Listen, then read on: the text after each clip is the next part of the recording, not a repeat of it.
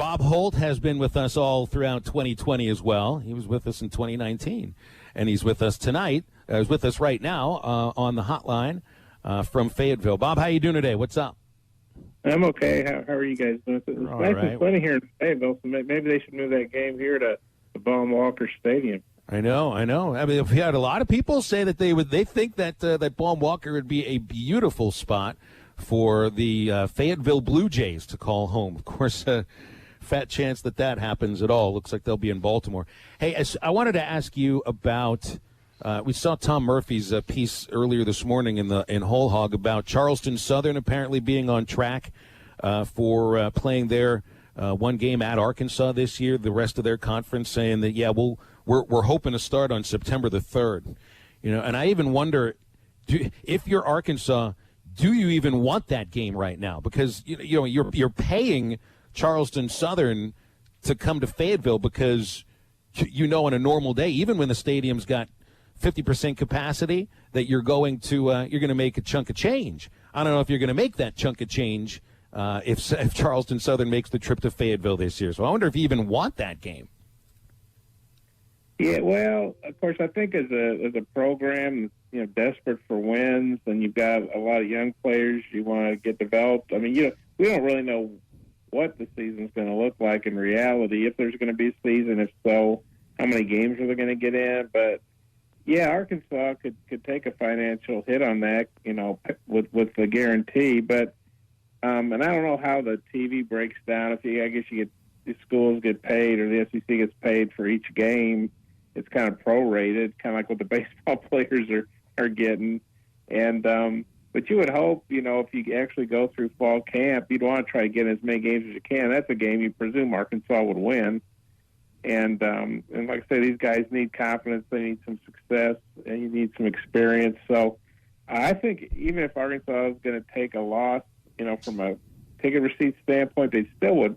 I presume they'd make some money based on the TV revenue, and also just to get a game. And I think everybody needs that. So I still think if you're Arkansas or wherever you might be, Alabama, you want to get those games in, as many as you can, whoever it's against. Yeah, I want to get your sense on if you think that this Major League Baseball season will work. I made the point yesterday that the only way that you can say that this is a successful baseball season, and we're going to call it an irregular season before they get to the playoffs, is that you have a full irregular season and then have a full postseason. If they don't make it to the end of the season, it was a complete and utter disaster. Do you think that they can make it to the World Series? I certainly hope so. Maybe that's wishful thinking, because obviously baseball is not going to be playing in a bubble like the NBA. But, they do have, obviously, the testing protocols in place. It's not infallible. And if some guy, gets tested positive, does that mean the whole team has to go into quarantine? But it's probably, obviously the odds are high that something will happen and they couldn't get it completed.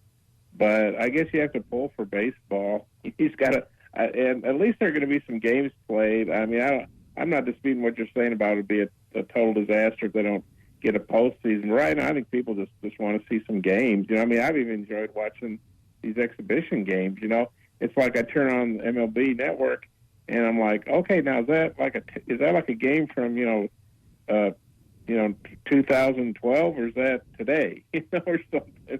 And so I think just having games back is important. But obviously, even if you crown a 60-game World Series champion, including the playoffs, of course, but maybe there'd be an asterisk by it. But I bet if they can get to a World Series and win it, that team probably wouldn't care if there's an asterisk by their title. Speaking to Bob Holt here on Halftime, Bob, and I know there's obviously a big difference between baseball and football, no context, all that good stuff, but I think the one thing that football fans need to pay attention to is the travel from the MLB. And we brought this up a little bit yesterday. Is that probably the most important area to you that football fans need to pay attention to? Because if Major League Baseball can travel all across the country and play and keep the virus count low, travel-wise, that should be good news for football fans. Yeah, that would be encouraging. Of course, like I said, that these baseball teams can stay in a pretty controlled environment. They're obviously all going to charter all over the place, and I think even the smaller schools usually will charter in to a big school with the guarantee they get. Like, for instance, I'm pretty sure Portland State chartered into Fayetteville last year, and I assume with the guarantee, Charleston Southern would charter out. Maybe they bust. Some schools.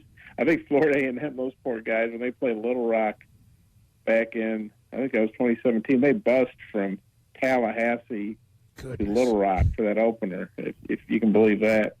But however, I think, and even teams staying healthy in the bubble in the NBA is important. But yeah, certainly baseball teams are going to be traveling around the country, and they'll be in controlled environments. But still, if those teams can make it around the country, that'll be very positive, and hopefully something that maybe the college football teams can learn something from what baseball teams did to make sure they kept everybody safe as possible.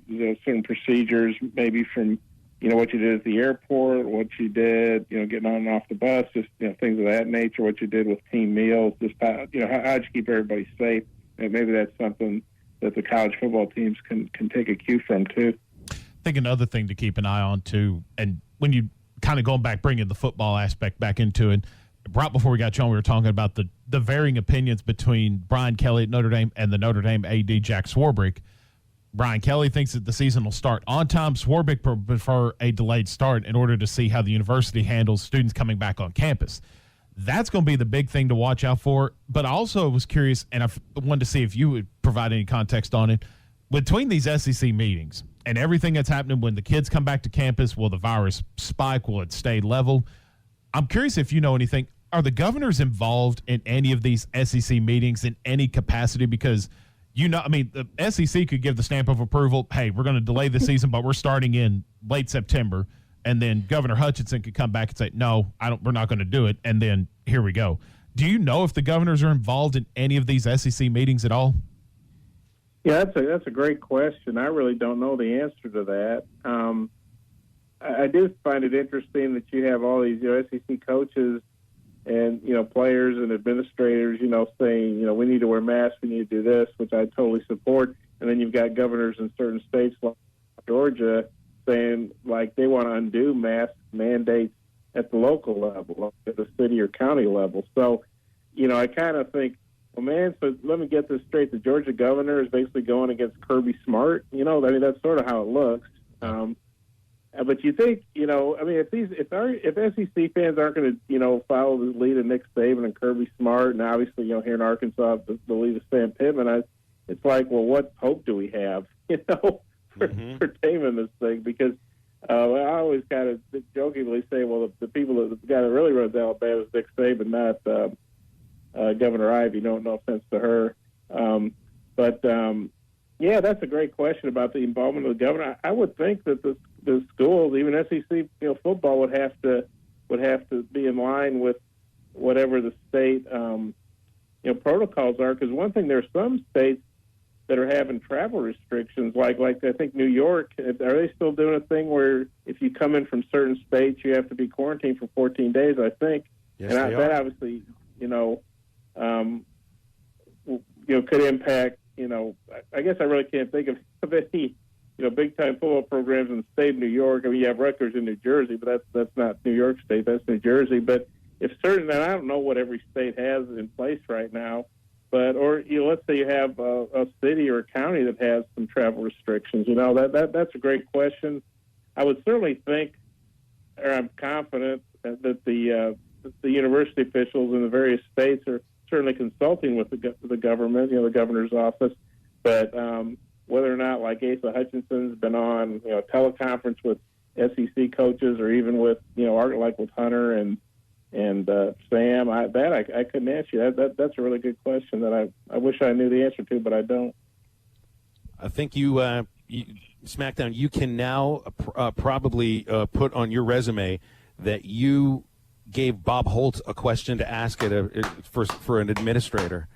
That's something that belongs on a resume. Well, man. I mean, that was something. I mean, we were just talking about that in the previous segment. It was just popped in my head. It was like, there's no way, and you're right, Bob. I mean, there's no way they can make a decision of this magnitude, whether they cancel it, push it to the spring, play now, October, whatever, and not get at least the governor's support in the SEC states.